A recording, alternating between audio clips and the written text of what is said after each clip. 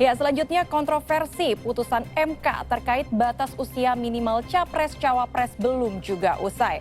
Kembali 5 hakim konstitusi dilaporkan atas dugaan melanggar etik.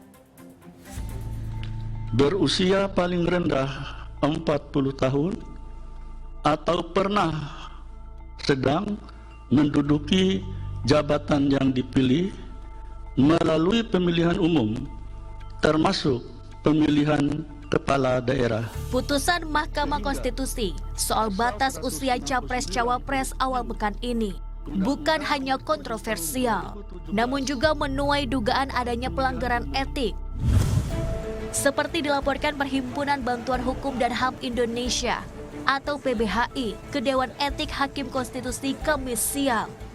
Laporan terkait dugaan pelanggaran etik dan perilaku hakim konstitusi hingga cacat formil. PBHI melaporkan 5 hakim konstitusi yang diantaranya Anwar Usman, Manahan MP Sitompul, Eni Nurbaningsih, Daniel Yusmik Pancastaki, dan Guntur Hamzah. Perkara sempat dicabut, lalu kembali diperiksa tanpa ada pembahasan, tanpa ada penetapan. Lalu soal formil misalnya terkait dengan legal standing atau kedudukan hukum, di mana perkara yang diajukan itu membahas soal umur, soal pengalaman, tapi itu yang tidak terlihat dari profil si pemohon yang justru merujuk pada satu nama, Gibran Rakabuming yang merupakan wali kota Solo.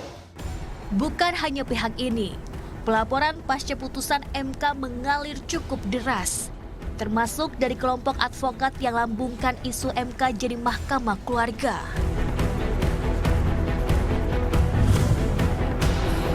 Seperti diketahui sebelumnya, Mahkamah Konstitusi kabulkan syarat Capres-Cawapres minimal berusia 40 tahun atau pengalaman sebagai kepala daerah melalui pemilihan langsung. Putusan atas gugatan yang dilayangkan mahasiswa Universitas Surakarta, Almas Tasik Biru.